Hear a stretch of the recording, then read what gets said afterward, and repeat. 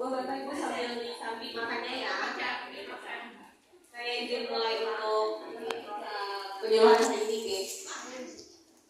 Ya, bismillahirrahmanirrahim. Assalamualaikum warahmatullahi wabarakatuh. Ya, selamat pagi Bapak Ibu. Perkenalkan saya Bila.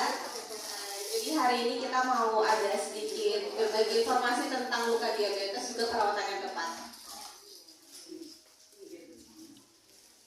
Jadi untuk komplikasi dari diabetes sebenarnya yang paling parah atau yang paling sering ditakuti dari penderita DM itu adalah amputasi Bapak Ibu, atau kaki atau mungkin jari-jarinya ada dipotong. Biasanya dari kaki gitu ya, terutama dari jari-jari sampai bisa ke mungkin daerah lutut atau paha gitu. Nah, tapi sebenarnya dalam kondisi orang yang punya DM itu kalau gulanya terkontrol itu sangat bisa dicegah untuk kondisi amputasinya. Nah, caranya gimana? Nah, perawatannya harus yang tepat, terus juga minum obat yang teratur, sama juga gaya hidupnya harus diubah. Nah, ini sebenarnya kalau ditanya kenapa saya tuh kena pembuluh darahnya juga kena KU. Nah, yang kena itu terutama di bagian pembuluh darah yang paling jauh dari jantung. Gitu. Sumber aliran darah kita kan pertamanya dipompa dari jantung. Nah, makanya kenapa daerah kaki itu yang paling sering, terutama luka-luka itu bisa diamputasi karena dia paling jauh dari jantung. Jadi nutrisinya itu paling terakhir sampai ke daerah ujung-ujung kaki gitu. Nah, ketika punya DM, kondisi untuk mengalirkan nutrisi ke daerah ujung itu terhambat. Nah, sehingga makanya ujung biasanya malah udah luka pun nggak sadar, tapi sadarnya itu lebih karena kok di kakinya kayak ada yang bau ya gitu, kok ada yang basah ya gitu, ternyata itu luka gitu. Itu sering terjadi. Terus nanti juga karena sarafnya itu berubah, nah karena sarafnya itu berubah, terus tadi aliran darahnya berubah, itu tuh bisa mengakibatkan perubahan bentuk di kaki.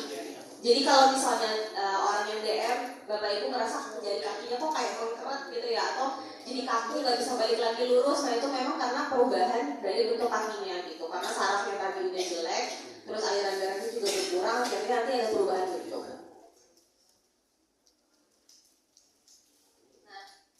Kalau misalnya tadi saya jelasin ya, kalau untuk orang diabetes yang tadi disebut sebagai kakinya baal, kesemutan, itu namanya neuropati Bu. Nah, nanti kalau misalnya mungkin Bapak Ibu merasa awalnya kok cuma telapak kaki yang mulai terasa baal, tapi kalau udah lama-lama terus gulanya juga nggak tambah di benerin untuk kondisi makanannya, minum obatnya, itu nanti bakalan naik sampai ke pergelangan kaki misalnya, terus sampai ke betis, sampai ke lutut, itu bakalan ngerasa semuanya kok kayak kesemutan, kayak baal gitu. Nanti kalau udah tambah lama juga jari-jari tangan, pergelangan tangan itu bisa terasa kesemutan semua gitu. Nah, itu kenapa bisa kayak gitu? Karena perlahan-lahan nutrisinya tambah sulit nyampe ke daerah yang tadinya itu udah kesulitan dapat nutrisi, tapi karena kondisinya udah lama bertahun-tahun, akhirnya nutrisi tambah sulit sampai ke daerah tersebut gitu. Makanya kalau misalnya dikasih vitamin B12 atau vitamin B kompleks, tujuannya apa? Itu untuk perbaikan sarafnya. Sebenarnya nggak bisa memperbaiki kayak normal lagi, cuman ketika diberikan vitamin saraf setidaknya bisa menjaga yang masih bagus supaya nggak jadi baal gitu. Nah, ini gambaran kaki yang diabetes. Jadi normalnya itu sebenarnya harusnya warnanya yang kayak di atas ya Pak Bu ya, warnanya bagus gitu, coklat kayak kulit kita. Nah, kalau misalnya luka dia itu jadi bisa dari mulai warnanya merah sampai jadi hitam gitu. Nah, kalau merah itu kan baru infeksi sebenarnya, baru luka, biasanya kayak berminyak atau bernanah. Tapi kalau udah sampai hitam itu berarti udah busuk Bu gitu. Benar, jadi kalau udah hitam tuh busuk, itu pembuluh darahnya udah gak nyampe situ, sarafnya udah mati, pembuluh darahnya udah putus gitu. Itu kaki gak dapat aliran darah, gak dapat nutrisi, sehingga dia busuk. Nah, itu kalau udah hitam gitu, itu harus diambil, harus diamputasi. Kalau nggak diambil nanti nyebar kan. Jadi misalnya tadinya cuma di ujung sini, terus nggak mau diambil, nanti hitamnya nambah ke sini, nanti nambah ke sebelahnya, nanti lama-lama lima-limanya bisa hitam gitu. Jadi memang akan lebih baik diambil salah satunya, ya walaupun jadinya kan bolongnya satu gitu, tapi daripada nanti lima-limanya kena semua gitu. Cuma memang kan ya biasa ya, takut ya wajar. Terus juga setelah diamputasi kan jadi mungkin nggak pede ya, jadinya kurang satu kayak. Selain hal tersebut, karena nutrisinya memang yang udah kurang, pembuluh darahnya mati, biasanya juga ada hubungan sama sistem imun. Jadi kalau misalnya mungkin Bapak Ibu ngerasa, terutama yang ibu-ibu mungkin yang diabetes basah biasanya, tapi nggak selalu. Nah, diabetes kering itu apa? Jadi lukanya tuh kering. Kalau misalnya dia luka masih gampang sembuh. Terus kalau diabetes itu apa? Diabetes basah itu luka baru dan dia belum sembuh. Biasanya juga orang yang punya luka diabetes basah itu cenderung orang-orang yang udah sempat kena amputasi juga, karena kadar gula darahnya udah tinggi banget, kontrolnya udah jelek, biasanya juga gaya hidupnya juga nggak mau nurut, tetap masih makan semau-maunya, tetap nggak mau minum obat, udah diamputasi tapi masih ngeyel gitu. Nah itu biasanya memang kondisi lukanya basah gitu, jadi susah sembuhnya, malah infeksi terus gitu. Nah ini jadi kalau misalnya memang punya diabetes, terutama kalau ada lukanya, itu gimana caranya untuk pengobatannya atau perawatannya. Jadi yang pertama, karena luka itu kan sebenarnya sifatnya infeksius ya Bapak Ibu, banyak bakterinya gitu, sehingga kalau kita mau bersihin luka itu, usahain itu tetap cuci tangan dulu, cuci tangan pakai sabun supaya tangan kita ya udah bersih untuk luka gitu, jadi nggak nambah bakteri di luka tersebut gitu. Nanti kalau udah cuci tangan, baru kita ke lukanya. Nah untuk lukanya sendiri juga gimana bersihinnya. Jadi kalau misalnya di rumah ada air, ya pakai air biasa aja dialirin gitu supaya kotorannya hilang, terus mungkin debu-debu di sekitar lukanya hilang. Tapi kalau misalnya di rumah ada yang punya cairan infus yang NaCl itu juga boleh, itu juga bagus. Nah, gitu.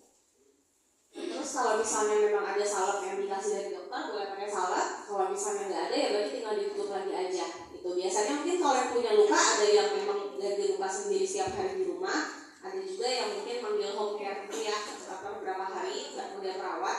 Atau kalau memang masih bisa jalan dan masih bugar, ya ke puskesmas juga boleh untuk ganti luka beberapa hari juga bisa kan gitu. Nah ini sebenarnya kalau memang mau diganti di rumah tuh sangat bisa, karena sebenarnya kan alat-alatnya juga sederhana ya Bu ya, cuma butuh kasa, terus butuh plester, sama tadi dibersihin sama NaCl atau air biasa aja gitu. Jadi biasanya kalau memang kita punya luka, nanti akan dijelasin sama dokter gimana caranya, dicontohin dulu biar bisa, terus digantinya beberapa hari, terus nanti kalau berani ganti sendiri ya boleh. Cuman kalau untuk luka-luka tertentu yang mungkin lukanya udah gede banget gitu ya, atau luas, itu memang biasanya harus sama dokter atau tenaga kesehatan. Cuman kalau mungkin punya lukanya cuma di ujung-ujung jempol atau di bawah kaki, itu masih bisa kalau mau sendiri. Iya. Cuman yang paling penting memang tetap harus menjaga kadar gula darahnya Bapak Ibu. Nah itu gimana sebenarnya? Ada yang itu tanya sama saya, kalau misalnya dia minum obat tapi tetap makan ya sembarangan gimana? Atau kalau misalnya minum obat barengan sama obat herbal gimana? Atau kalau misalnya nggak minum obat tapi juga makan aja gimana gitu. Jadi sebenarnya kalau untuk DM ataupun tensi yang tinggi itu nggak bisa cuma berpatokan mau sama obat atau sama makanan, sama gaya hidup, harus dua-duanya balance, jalan bareng. Tapi memang saya tahu itu susah gitu. Tapi mungkin pelan-pelan dicoba. Kalau misalnya minuman manis, kalau misalnya dulu setiap hari 1-2 kali minum manis dikurangi jadi cuma sekali. Nanti lama-lama udah dari sekali dikurangi jadi 2 hari sekali. Nanti dari gulanya sesendok jadi setengah sendok misalnya gitu. Nanti lama-lama kalau udah biasa juga kalau bisa jadi tawar misalnya gitu. Terus juga untuk obat, kalau obat sendiri itu juga nggak bisa ditawar sebenarnya Bapak Ibu. Kalau udah dikasih, cobalah diminum sesuai yang sudah dikasih. Karena kalau misalnya obat awalnya 3 kali sehari manis. Maka kalau misalnya buah-buahan itu ada yang menyarankan kalau yang gulanya tinggi jangan dulu, misalnya kayak buah musiman tuh, durian, mangga gitu kan itu manis banget, itu jangan gitu. Tapi kalau misalnya mungkin kayak poak, terus semangka atau manis itu boleh. Pepaya jangan yang matang banget ya Pak. Pokoknya kan Bapak Ibu bisa rasain semua ya, kalau misalnya manis banget gitu ya, oh nggak usah nih buat putunya aja atau buat anaknya gitu. Tapi kalau misalnya terlalu manis ya boleh lah gitu ya. Nah ini terus cara mencegah lukanya gimana? Ini alhamdulillah kalau misalnya Bapak Ibu semua udah rutin kontrol, terus rutin minum obat, ikut prolanis, terus tiap minggu setiap hari juga ada senamnya gitu kan. Nah, terus juga ikut-ikut penyuluhan seperti ini, jadi tahu ilmu baru. Nah kalau misalnya untuk luka di kaki gimana cara mencegahnya? Tadi yang pertama yang saya sudah sebutkan itu ya periksa dulu kondisi kaki setiap hari gitu. Jadi kalau misalnya memang belum punya luka, ya setiap mandi atau misalnya kalau yang muslim setiap habis wudu gitu kan juga bisa ngeliat ya kondisi kakinya bagus atau enggak, ada luka atau enggak, bekas keinjek apa atau enggak gitu. Terutama kalau sarafnya masih bagus cuci kaki tiap hari itu penting, karena kalau mungkin ketika kakinya itu sebenarnya bagus tapi dalam kondisi kotor, itu lama-lama bisa jadi sarang bakteri juga gitu, dan akhirnya bisa menyebabkan luka gitu. Terus juga tadi jalan harus pakai alas kaki, kalau bisa memang alas kakinya jangan yang terlalu tipis juga supaya lebih empuk di kaki gitu, jadi nyaman Prabu gitu. Terus juga misalnya pun ada keinjak sesuatu nggak langsung kena sol yang tipis, tapi dia tertahan di solnya misalnya gitu. Terus juga kalau pakai kuku itu kalau bisa jangan tajam ujungnya, jangan terlalu pendek juga, karena kalau misalnya mungkin ujungnya tajam dia kan bisa nyentuh daging di samping kuku ya. Nah itu kalau pada orang yang DM itu bisa jadi infeksi di situ gitu. Yang pertama mungkin campangan, tapi karena orang DM itu dia penyembuhan lukanya lambat karena tadi banyak gula dan bakteri sumber gula, jadinya campangannya nggak sembuh gitu. Awalnya campangan, lama-lama infeksi terus-terusan, terus akhirnya mungkin bisa sampai jadi luka yang dalam gitu. Terus juga kalau misalnya pakai sepatu, terutama sepatu yang tertutup, itu kita balikin dulu sepatunya, maksudnya dicek gitu apakah mungkin ada batu di dalamnya atau ada sesuatu, karena kalau udah keinjak, kalau misalnya udah gak berasa tapi tahu-tahu udah dibuka malah luka gitu. Terus juga kalau memang sepatunya tertutup, usahakan itu sepatunya mungkin entah seminggu sekali, 2 minggu sekali dijemur, jadi biar pastikan dia kering gak lembab, karena kalau lembab juga bisa jadi sumber bakteri Bapak Ibu gitu ya. Nah terus juga terakhir udah sepatunya yang kering, jangan lupa kakinya juga harus kering pas mau pakai sepatu gitu, jangan masih lembab basah. Obatnya misalnya jamnya, misalnya obatnya 3 kali sehari, itu usahakan jamnya selalu sama Bapak Ibu. Ya maju mundur 1-2 jam itu nggak apa-apa, tapi jangan misalnya harusnya obat untuk jam 12 minum jam 3, atau obatnya minumnya biasanya jam 7 minum jam 11. Kadang ada yang lupa. Kalau sekali-sekali lupa ya nggak apa-apa. Tapi kalau misalnya setiap hari yang lupa, itu kan nanti akhirnya tubuh juga bingung, ini kok obatnya belum masuk ya, harusnya jam minum obat tapi ini obatnya belum masuk gitu. Akhirnya tubuh juga bingung dan obatnya itu jadinya nggak maksimal kerjanya. Jadi usahakan kalau memang dapat obat 3 kali sehari di jam yang sama, terus dirutinkan. Tapi kalau emang lupa sekali-sekali ya nggak ada masalah gitu. Itu untuk obat. Terus kalau untuk makanan, kalau bisa ketika memang mau makan siang itu jangan ngemil dulu Bapak Ibu gitu. Jadi jangan biarin badan kita kenyangnya itu karena roti-rotian atau karena jajanan-jajanan manis gitu. Kalau misalnya ada gula dari sayur ataupun lauk yang dipakai gula. Terus juga kalau misalnya untuk menjaga kadar gula darah yang lebih bagus, kadar imunnya juga bagus, itu kalau bisa rutin olahraga. Entah itu seminggu 1-2 kali, entah itu cuma jalan keliling-keliling dekat rumah, itu gak apa-apa, sepedahan, yang gampang-gampang aja gitu. Jangan lupa pakai sendal atau pakai sepatu. Terus paling enggak 30 menitan lah kena matahari supaya segar juga gitu. Kalau kitanya lebih sehat, imun kita bagus, penyembuhan juga lebih cepat. Terus kalau bapak-bapak, terutama kalau memang masih merokok, kalau bisa dikurangin. Kalau bisa lagi jangan rokok lagi gitu. Karena kenapa? Sebenarnya mungkin kayaknya nggak ada hubungannya yang merokok sama kondisi gula darah gitu ya. Tapi secara sainsnya itu ada hubungannya Bapak Ibu. Jadi ketika penyembuhan itu, terus nanti nutrisi juga semakin terhambat ke daerah yang luka, sehingga penyembuhannya akan tambah lama.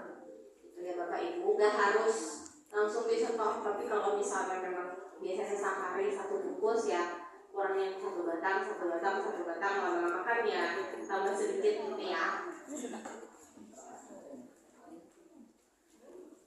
Nah ini juga kalau misalnya memang kondisi yang parah, nanti kan akan dikonsultasikan juga ke dokter spesialis.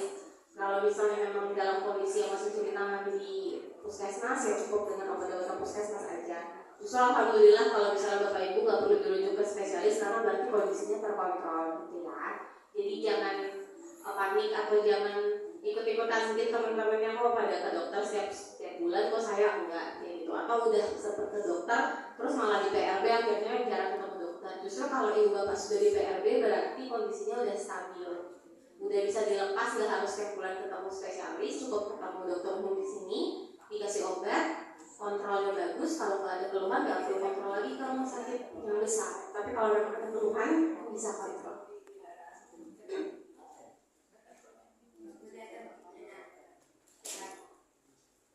Nah ini tadi untuk luka ya Bu ya, jadi itu ada prosesnya. Biasanya cuma darah merah, terus nanti jadi bolong kecil, bolong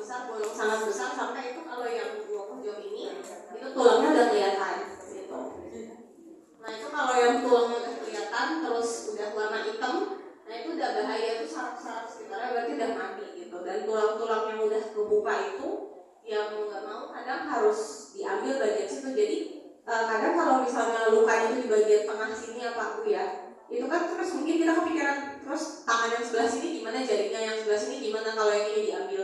Ya nggak apa-apa, jadi ya tengahnya kosong gitu, tengahnya kosong dibersihin, tapi atasnya masih ada, bawahnya masih ada. Dia kan tubuh kita ini pintar gitu loh Bu. Jadi misalnya diamputasi di tengah gitu ya, kadang itu bisa nanti pembuluh darahnya nyambung dari sebelah kanan kirinya sendiri gitu. Cuma memang ya nanti posisinya emang aneh aja karena ada yang bolong gitu. Cuman kalau ujung-ujung jari kan langsung diambil di ujung jari, tapi kadang ada yang di tengah-tengah ya itu bisa diambil dari tulangnya aja, mencegah infeksi ke tulang atas atau tulang bawahnya gitu.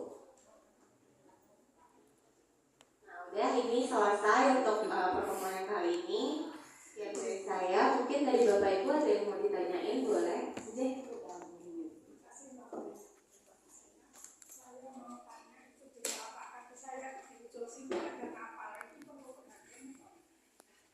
Kapal keras itu ya, keras ya, kapalan ya. Kalau misalnya kapalan, kalau 111 puasa. Oh ya bagus, berarti udah bagus Bu. Jadi kalau misalnya kapalan itu yang harus diperhatiin, berarti biasanya kan kapalan juga nggak kerasa ya Bu ya kalau memang nggak jadi luka gitu ya. Nah itu kalau bisa, ya ngerti kan keras, tapi takutnya jadi luka. Jadi antisipasinya kalau memang Ibu pakai sepatu itu jangan yang ngepas banget, yang daerah sininya longgar gitu. Karena kan kalau dia nggak kegesek-gesek dia nggak jadi luka kok Bu. Kalau pakai sendal kan nggak jadi luka gitu. Tapi kalau misalnya sering pakai sepatu, kalau bisa sepatunya jangan terlalu ngepas biar dia nggak bergesekan. Atau misalnya pakai kaos kaki tapi kaos kakinya agak tebal gitu. Jadi kalau pakai kaos kaki gini yang kepas itu tak kasih kapas sedikit. Ya nggak apa-apa. Jadi yang penting ada bantalannya gitu ya Bu ya. Sudah benar kok. Ya tapi nanti kalau misalnya kok jadi agak kering atau misalnya kok malah mulai luka, segala konsul aja ya Bu ya. Gitu ya. Oke, sama-sama. Ada lagi Bapak Ibu?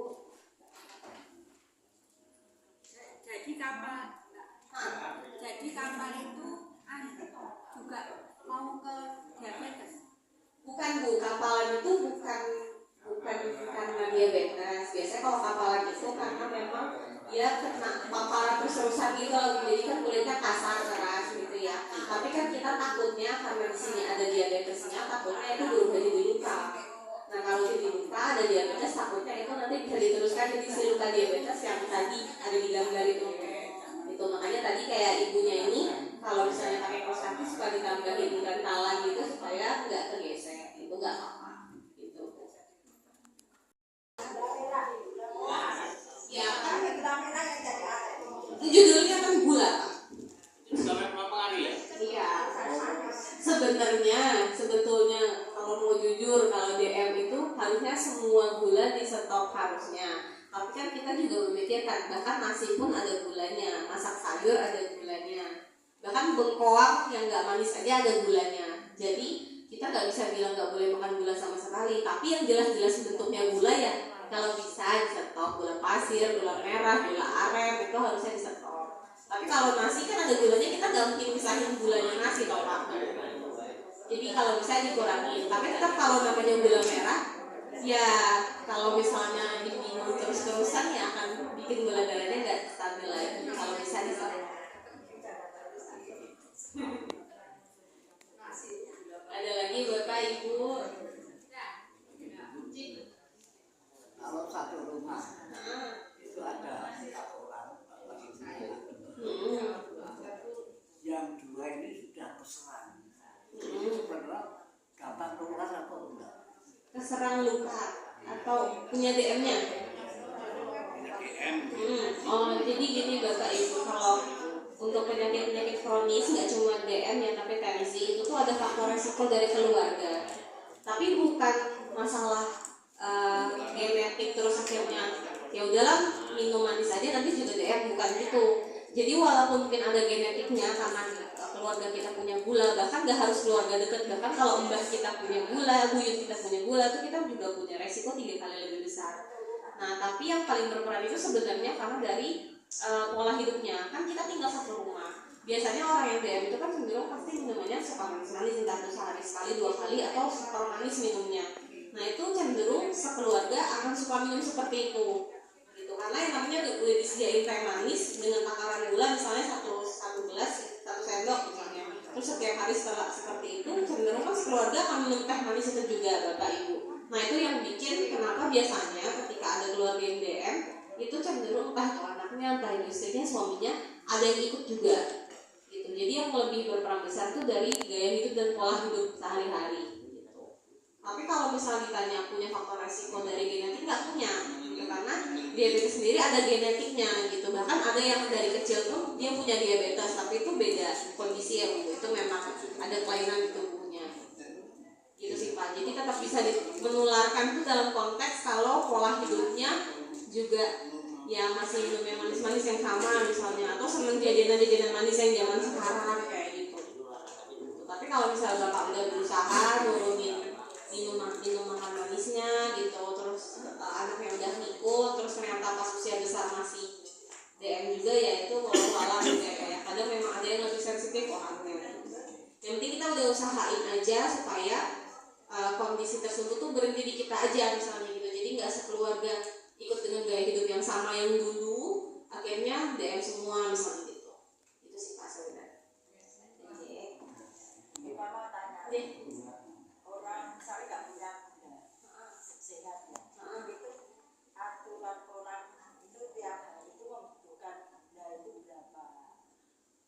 Berapa? Sebenarnya kalau untuk hitungan gram mungkin agak susah ya Bu ya, tapi mungkin bisa dikondisikan. Kalau misalnya untuk yang sehatnya itu kalau misalnya pernah minum teh manis, sebenarnya 1 gelas yang gede gitu ya Bu ya, itu gula setengah sendok itu udah manis sebenarnya, dan itu nggak boleh setiap hari gitu Bu. Dan kalau misalnya dibilang setengah sendok itu dikit, kita harus hitung lagi gula dari masakan, gula dari nasi, apalagi kalau nasinya sukanya makan nasi yang masih panas dari rice cooker langsung disentong, itu gulanya akan lebih tinggi daripada nasi yang udah dingin misalnya gitu. Jadi memang dikondisikannya lebih biasanya untuk minuman itu kalau bisa air putih, tapi kalau sekali-sekali mau minum manis ya nggak apa-apa. Iya gitu nggak apa-apa.